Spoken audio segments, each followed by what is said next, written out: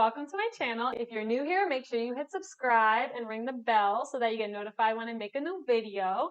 And go check out some of my past videos for some backstory on what I'm about to talk about.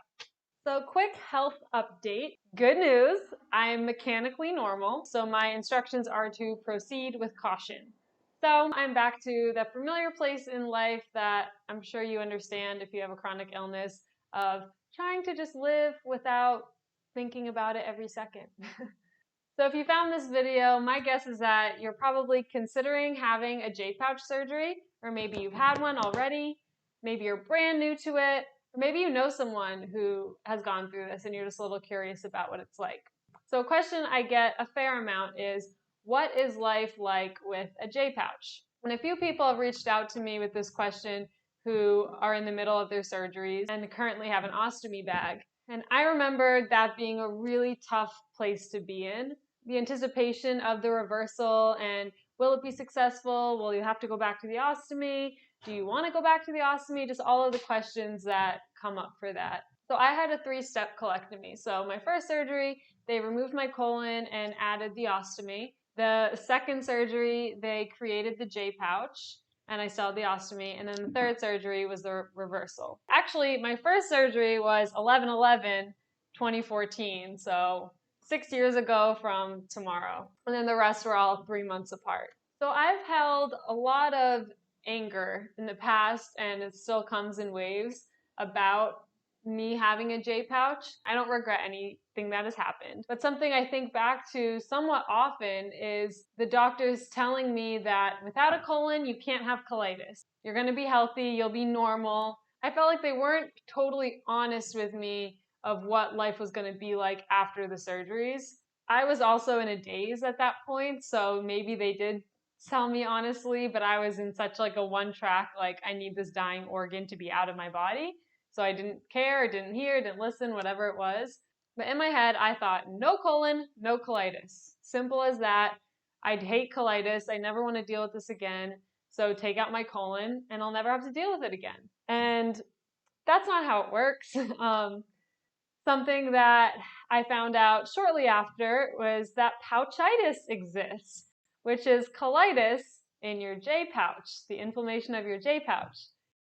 I've only had like a few bouts of that, and it goes away pretty quickly with steroid treatment, similar to colitis. When I first started experiencing that, I was so angry because I didn't really know that that was a thing. And I had wished that if I'm going to still be experiencing this awful pain of colitis, I would rather have all my organs in my body and not have pouchitis. Like, what? I can't help that part of me that thinks back and all the what ifs of what if I had been practicing healing arts more regularly then? Like, could I have healed myself? Would I have not even had to have the surgery? And these questions are not helpful for me now because I had the surgery and I can't go back in time. But these questions might be helpful for you if you haven't had the surgery yet. Just things to think about. If it stresses you out so much to try to put the pressure on you to heal yourself, don't worry about it. Please don't worry about it. That's kind of where I was with it too. I didn't want to feel responsible for healing my body from this horrible disease for the rest of my life. I just wanted to be normal and live my life and not have to worry all the time about my physical body being able to perform in a healthy way. So overall, my physical health for the first 2 years after my reversal was pretty good. The pouch itself was working all right. The mental recovery felt never ending and super dark, to be totally honest. So if you're there right now, you're not alone. I feel you. I'm praying for you. But there would always be little peaks of light here and there. Sometimes more frequent than other times, but they would always show up in some way. And these little peaks of happiness and light, especially in those first 2 years when I was feeling so down and dark and dreary, they felt so beautiful and so purely joyful because my baseline was so low to begin with. So if most people live at this level, at a normal level, and it's a beautiful sunset, that brings them up to like here. They're like, yeah, that's nice, sweet. But if your baseline is here and there's a beautiful sunset, that brings you all the way up to here. And you're like, wow, life is gorgeous. Like, I'm so happy I can experience this. Because we know what it's like to be on death's doorstep, quite frankly.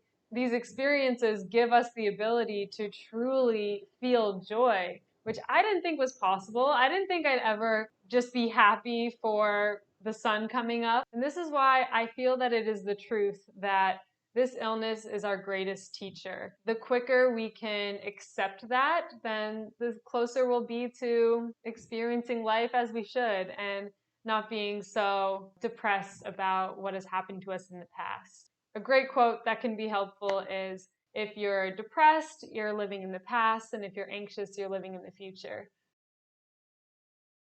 So just noticing your mind every time that you think back to the what ifs. Like if you're in my situation and you're wondering, what if I didn't have to have the surgery? What if I just kind of let them convince me to do so and now I don't have a colon and I can't take that back, you know? Thinking that way, that can cause depression.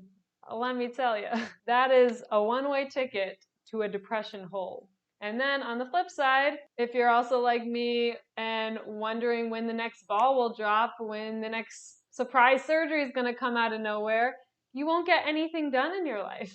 It's been just over 2 months since my last surgery, and maybe a week or so ago, I actually was able to catch myself when I'm thinking about what's the point of doing anything if I'm just going to end up in the hospital in a month. Like, I get caught in that a lot, that thinking of what is the point of me doing anything? I might as well just lay around and watch TV and eat what I can and do nothing. And it makes no sense when you say it out loud. Like, the real way to think about it would be, if I'm going to be in the hospital in a month, I better do all the fun things. I better make use of the time that I have, that I am feeling good and I am feeling healthy, so that if I am in the hospital, I'm in the hospital, but I lived fully when I wasn't. That comes to the whole idea of do what you're doing and don't do what you're not doing. So if you're watching TV, watch TV. If you're reading a book, read a book. Don't be thinking about watching TV while reading a book. Don't be thinking about reading a book while watching TV. Very simple examples, but that applies to everything. If you're having a conversation with someone, listen to what they're saying. And if you're speaking to someone, hear the words coming out of your mouth and watch how the other person's receiving them. Just being very present in every opportunity that we get, which is every single moment of every single day. And I would say yoga and meditation definitely help the most with accepting the quality of life.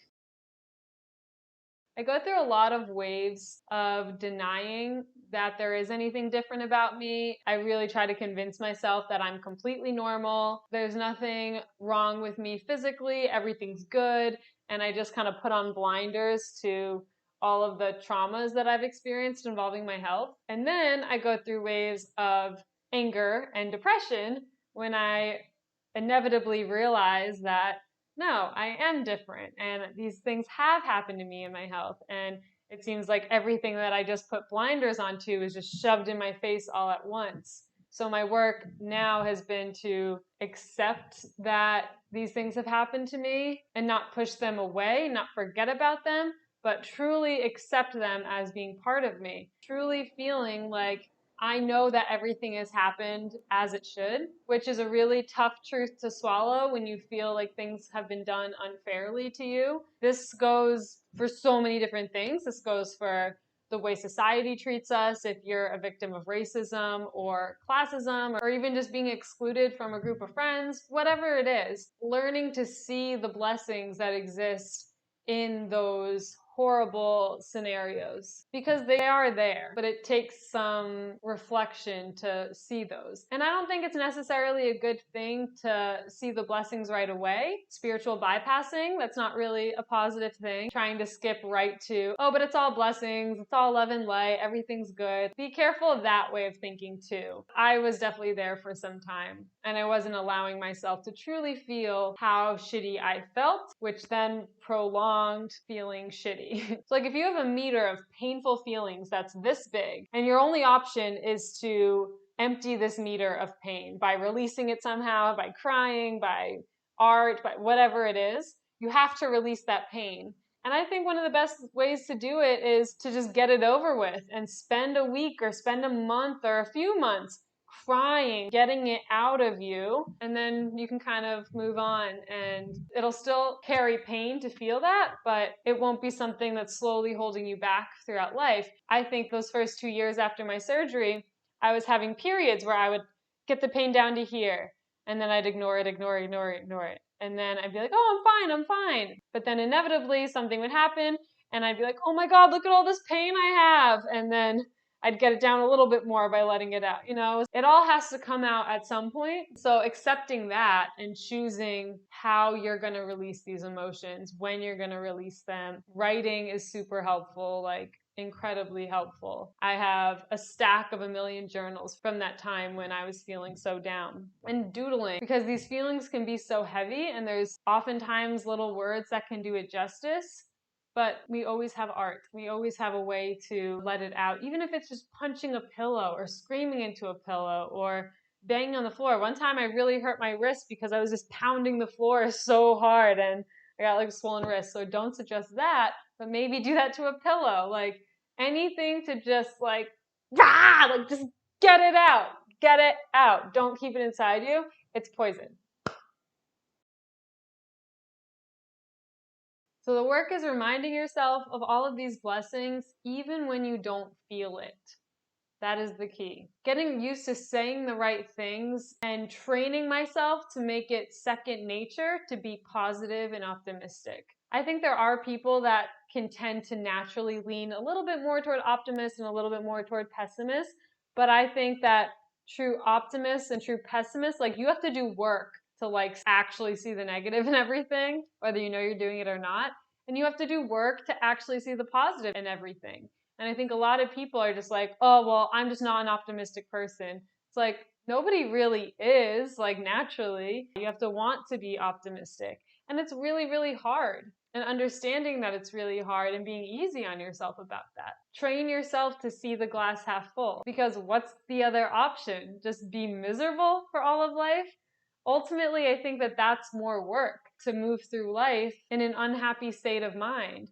You're going to have to do work eventually. You're either going to do work every day trying to drag yourself out of bed and get simple tasks done, or you can do work getting out of that state so that you can eventually breeze through life and float through life and be happy about the daily tasks you have to do. And it's not an easy thing to do that. It's not something that people either have or they don't. So if you don't have that right now, that doesn't mean that you'll never have that. I've gone through such long periods of time where I couldn't even imagine what it would be like to be happy to wake up in the morning. I still will have days like that. Days where I just want to tap out or I'll try again tomorrow. I say that way too often. I'm not going to beat myself up for that because I do that. But just trying to understand when you're doing that as a cop-out or when you're using that as like a true rest day and you actually have been working really hard and you need to have a day where you don't do anything. So living with a J pouch, I do struggle at times with feeling normal. It's really difficult to let go of that dream that we all have innately to just fit in and to be normal and to be like the other people around you. So I do go through periods of time where I struggle quite a bit with feeling different and feeling all of these alienating feelings. So a few ways that I've been dealing with that is reaching out and finding other people who are like me so that we are normal. Together we're normal. Both of us don't have a colon. Normal is just being like the other people around you, whether it's virtually or in person, or even just reading other stories. Surround yourself with other people that are like you will feel more normal. But obviously in my daily life, I don't have people who are physically close to me who have experienced what I've experienced. I do all of this virtually. So being in scenarios where I do feel very different, if I'm around a lot of super healthy people, then what helps me there is saying to myself, well, who would want to be normal? You know, like we are so trained to want to be normal and want to fit in. I think it's a natural human thing. But also, that's overrated. Like nowadays, especially, everyone's looking for that one thing that makes them stand out and makes them different and makes them special. And these are all things that are not normal. So if you want to be special, you don't want to be normal. So training myself to give up that want in the first place, but knowing that there are places I can go and people I can talk to when I do crave that feeling of normalcy. So when people ask me if I regret having these surgeries, first of all, I hate that. Please don't ask me that. Please don't ask anyone that. I don't think regret is the right word. I'm not sure what is the right word, but the basic answer is I don't regret it because it made me who I am today, and I like who I am today, and I understand that I wouldn't be who I am today if it wasn't for those surgeries. I also know that I didn't have an option to have these surgeries. That was what saved my life. So no, I don't regret having my life saved. And I know that I'm better off now than I was before. Before, I was spending over 9 hours a day on the toilet. Now I don't. And I have my life back, finally. So if I ever do have those feelings of regret, then I just remind myself of that fact and just be where I am and try not to think back to the what ifs. Those questions are not helpful for me at all right now. They just kind of create more whirlwinds of sadness, but they might be helpful for you if you're in a place where maybe your doctors are considering surgery, maybe they've dropped the idea, and maybe you're like, no, I don't want to do that. I want to do what I can to heal myself before I have to go there. And then if I need surgery, I need surgery. I think that's the right way to look at it. I think if you're in deep denial that you never want surgery, it's never going to happen, that's where I was. As soon as I heard about the surgeries, my first reaction was no way, no way, no way, no way. But a part of me also felt like, yes, that's going to happen to you. So if you are feeling that way, know that surgery is not the end of the world.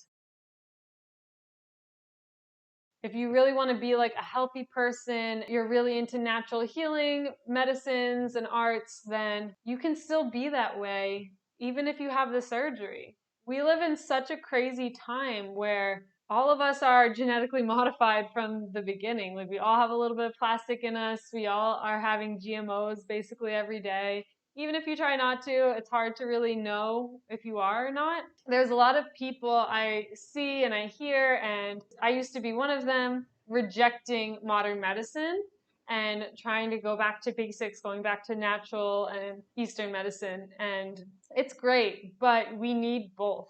We can't reject either one. Modern medicine saved my life, and I'm guessing it saved yours too. So I try to remind myself that if I was born in any other time period, I would have been dead a long time ago.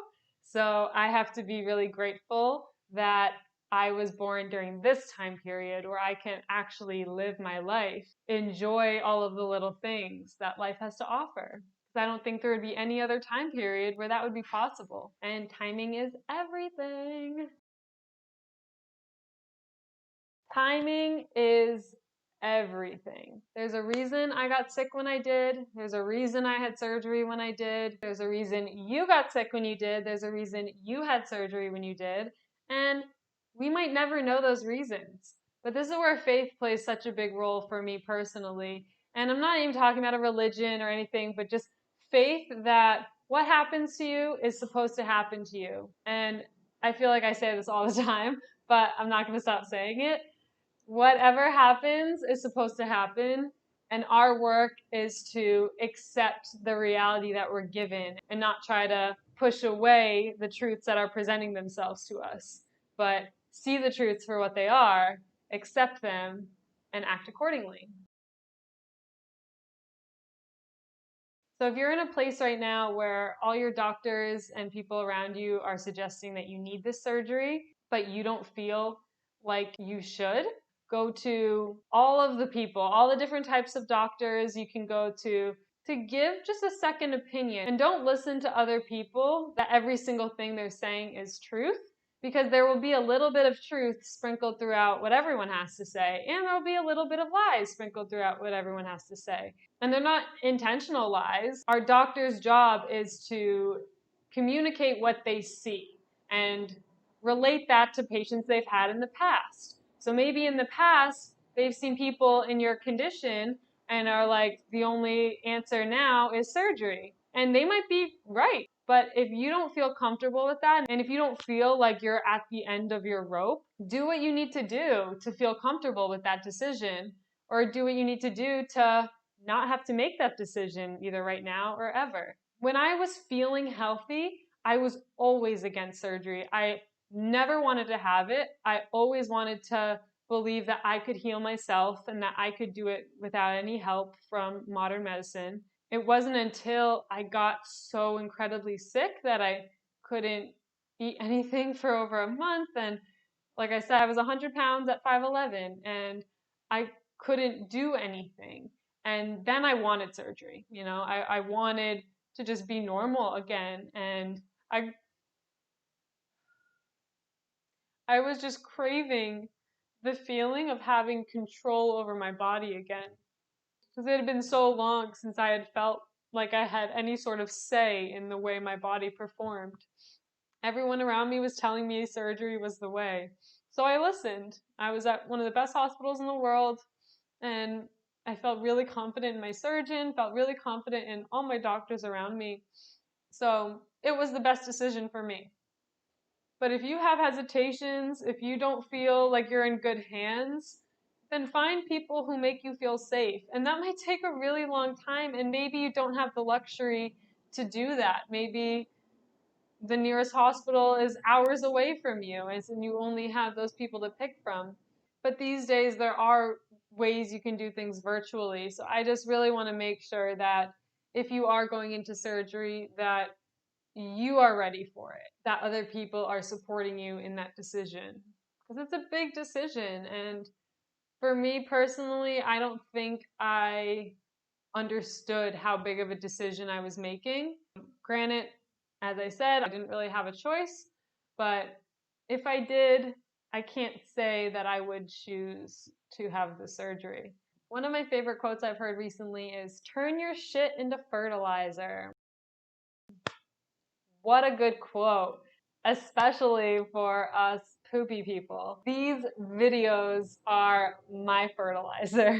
These are for my past self. These are for people like my past self. These are for all of us special people out there who have a lot of poopy problems and want to hear someone talk about their own poopy problems so they feel less alone.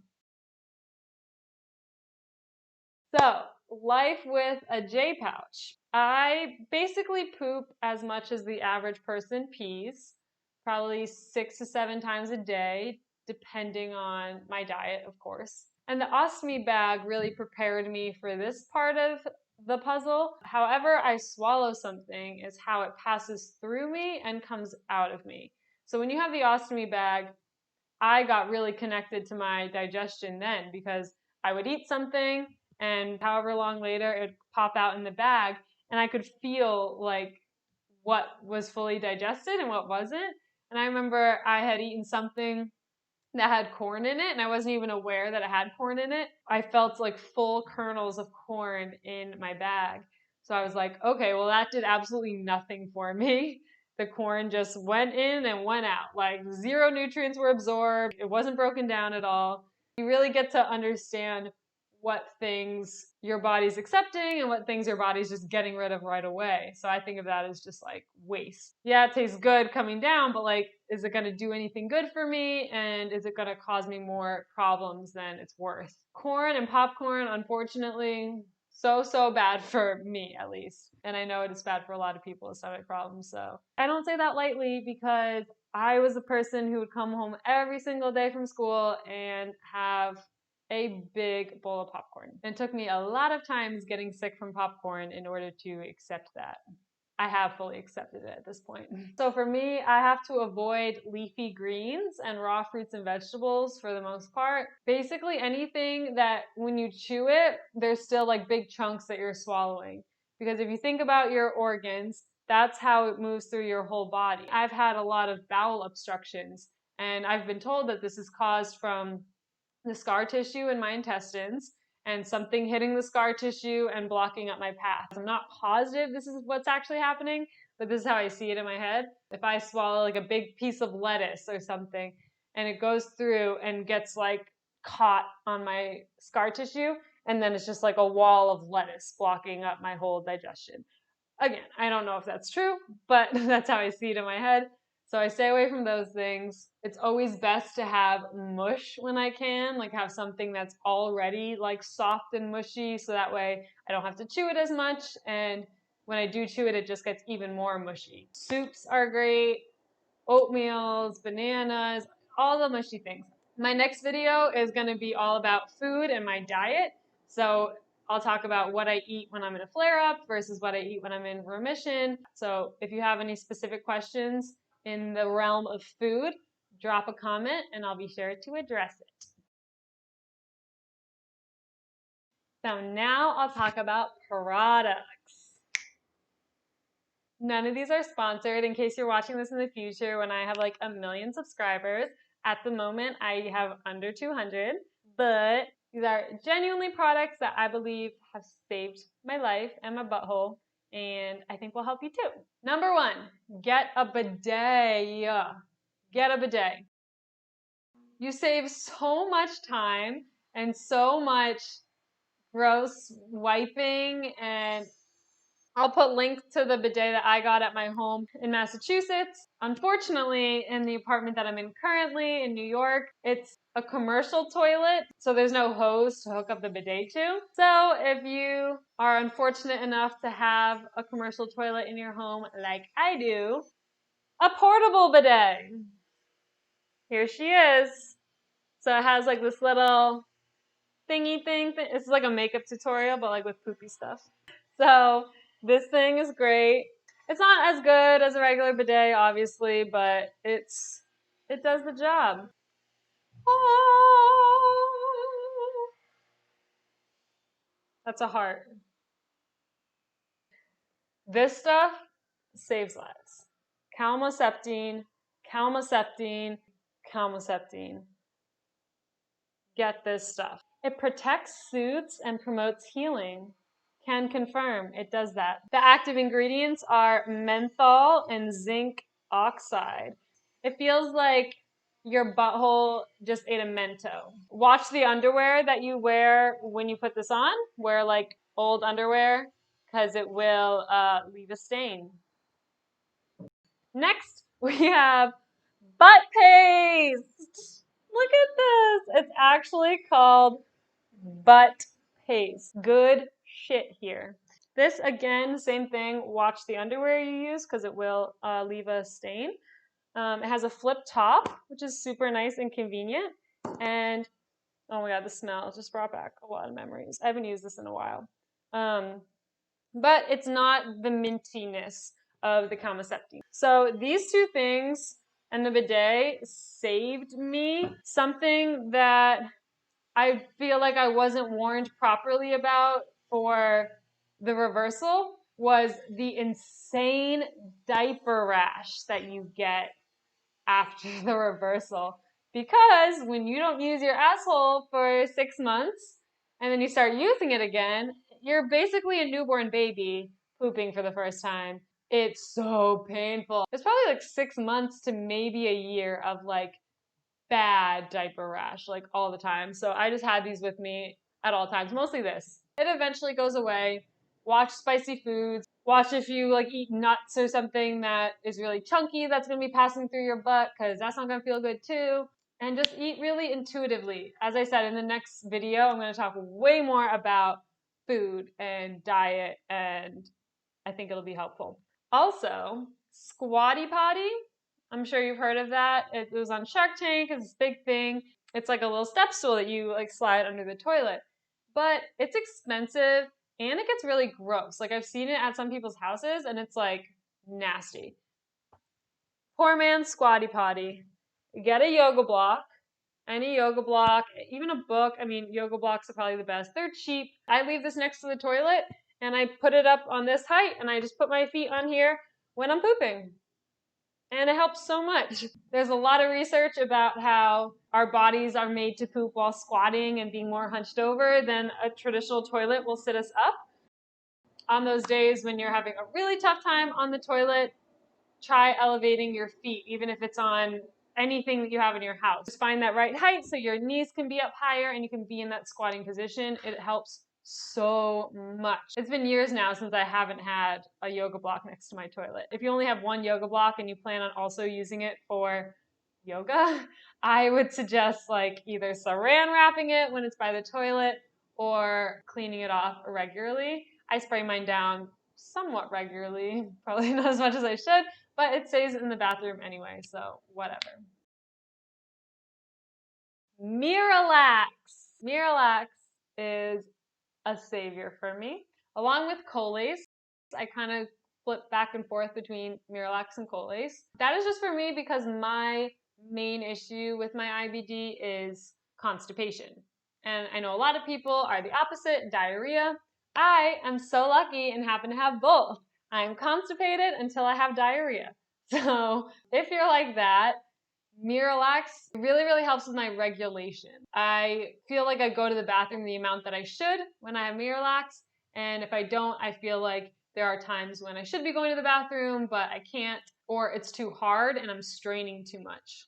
Miralax and Colitis, I have at least one capful of Miralax or at least one pill of Colitis every day. That's just because I've had all these issues with my bowel obstructions, so it's my biggest fear ever to not be able to go to the bathroom. Having the Miralax and having the Colitis really helps with that regulation. Imodium is also really good. So when I've gone out to like festivals or gone places for extended periods of time with my friends, and I know that I probably won't be eating too regularly, going out dancing for long stretches of time. I don't know if you're into festivals and stuff. Obviously, it's not going on right now. But once life starts back up again, hopefully, Imodium is really, really helpful for those situations. Just so that you're not having diarrhea in a porta potty at a festival. Which you might still have that, but at least it'll help a little bit more. If I have a day fasting and I don't eat a lot that day, then it's just like water coming out of me basically. So Imodium can help with those situations, but you're also better off to just eat something that's binding. Which again, I'll talk about in my next video of binding foods versus foods that can help you with constipation. Not a doctor. These are just my experiences. This is how my body works. Always consult a professional before you make any life-changing health decisions.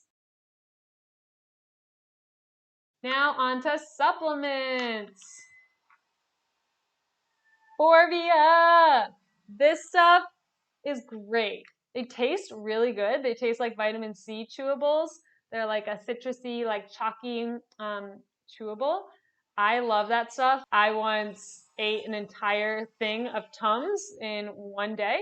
Learned the hard way that you're not supposed to do that. I got kidney stones. Be careful. That was so off topic. I will read you the label. Multivitamin/mineral supplement for the special dietary needs of people with gastrointestinal conditions that interfere with absorption of nutrients. It's made for us. So without a colon, you have malabsorption. You don't absorb water as much, you don't absorb minerals as much. So these are made specifically for us to give us all of the minerals and nutrients that we need, even with malabsorption. Forvia, shout out, hell of a vitamin, highly recommend. And you should always be taking a probiotic or a prebiotic or both. I take Culturelle. It's probably the most basic probiotic I've ever taken. I usually take like super fancy ones. Ascended Health, I took one from them for a while. It's like a liquid probiotic that smells and tastes like shit. I'll put links to some of the probiotics I've tried in the past that have worked really nice. So for probiotics, you really want to make sure that you're taking them regularly and they get better the more often that you take them once they like build up in your system more. So you really want to make sure that you're getting something you can afford to buy all of the time. And Pedialyte is the last thing I want to talk about. I have like the Pedialyte powder packets. There's also so many hydration fluids out there. Liquid IV I've tried. Drip Drop I had for a while. I mean, just Gatorade, coconut water is like a natural one. Without a colon, we do get dehydrated more, and we do have to drink a ton more water than the normal person in order to be at any sort of baseline of hydration. It's a lot to like drink that much water. So you really want to make sure you're getting different fluids. You want to make sure you're getting juice, soup, bone broth. Oh my God, bone broth is so healing and so delicious, especially if you're in a flare up. I'll talk more about recipes in my next video.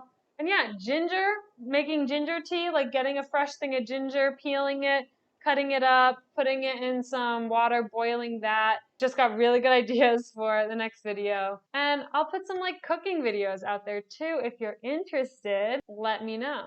I cook every day, and I think it's really key for enjoying food again, which is such a hard thing.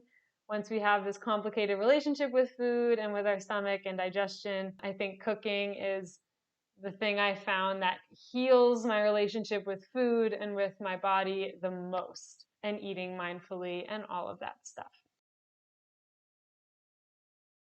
So another thing I've been doing lately to help me out is hypnotherapy. If you go to a doctor at a GI unit, see if they have a social worker or a therapist or someone who can work with you who is familiar with IBD. This is so key. I've tried going to therapy a few times, not that much, but I felt like I spent the whole time having to explain the nature of a chronic illness, explain the nature of IBD, and I never even got to talk about the things I need to talk about because I spent all my time educating them on what's going on with me, which isn't really fair. I mean, it's nobody's fault, but it's just not going to be the most efficient form of therapy for you. And the therapist I got also does hypnotherapy. And this is something I saw on a pamphlet when I was 17 at Mass General, gut hypnosis. And I was like, oh my God, what is that? I need to try that. And they had like a wait list for like 2 years and I could never get in. And I just kind of forgot about it until my therapist brought it up about a month ago. I've done 3 sessions with her for gut hypnosis. It's beautiful. It's a lot like guided meditation. It's a lot more work on your part than I think a lot of people think right off the bat. I think people think of hypnosis as being like the person who's hypnotizing you. It's like their responsibility to get you into that state. And it's really not. It's all you. Like you're in control of it. They are just guiding you through it with their words. Super similar to guided meditation, if you've done that before. Getting you into this relaxed and accepting, vulnerable state, and then feeding messages into your body of healing to your stomach, to your intestines, to digestion, to all of that stuff. Basically, positive affirmations for your health and for your stomach. And it's so, so beautiful, and I love it so much, and I highly recommend looking for it online or talking to someone at a hospital near you for that info. Now I'm going to plug my own meditations.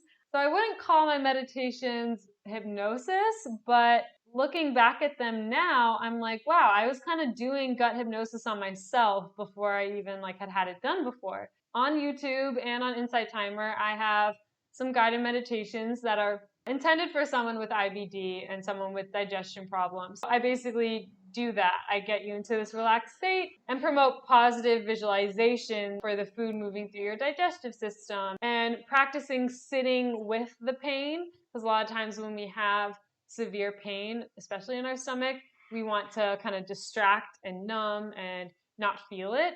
And oftentimes relieving the pain can be as simple as looking at it and feeling it. Because sometimes when we actually sit with that pain, we realize that we've been ignoring this pain for so long. And then it'll be some sort of release, maybe some crying, maybe some shaking. And then there's just stillness and softness. So a lot of times when I'm having severe stomach tightness and pain, if I just close my eyes, put my hands to my stomach, breathe into my stomach, deep breaths there, then it just it can just relax and soften. You give your stomach permission to be soft and let go of some woes and stress. But it takes practice. So I found my journey with meditation, I felt the need to pretend that I was meditating because the idea of what would happen or what I thought was supposed to happen would get in the way of me actually achieving any sort of higher state. And I think this happens to a lot of people where you sit down to meditate and all you're thinking about is, oh, I'm going to feel so good after I meditate. This is going to make me feel focused the rest of the day. Or like, I hope this works. Am I doing it right? You know, all the questions. So there's oftentimes a lot of talking going on in our heads when we sit down to meditate. And it took me a really long time to even realize that I was doing that. I would sit down and think that I'm like clearing my mind and being still because I haven't done anything for 10 minutes. You know, I'm just sitting here. But I didn't realize that what I was thinking had an effect on the practice itself. I mean, that is the whole practice, is what you're thinking. Realizing that I do that was an awakening in itself. And I can really see and understand how people get stuck there. People who meditate daily but don't feel like they receive any real benefit from it, or they're just trying and just kind of going through the motions of doing it without feeling any tangible benefit from it. And I think this is all rooted in caring about where you're going in that meditation practice. For me, I knew what I wanted to get out of meditating, and I was focusing purely on those things. And I am meant to care about those things, but ultimately, I have to understand that all things are temporary, all things will eventually leave us, but at the same exact time, all things are with us at all times. So if you have started meditating and you haven't been able to feel any benefit or feel like it's working or feel like you're doing it right, stick with it.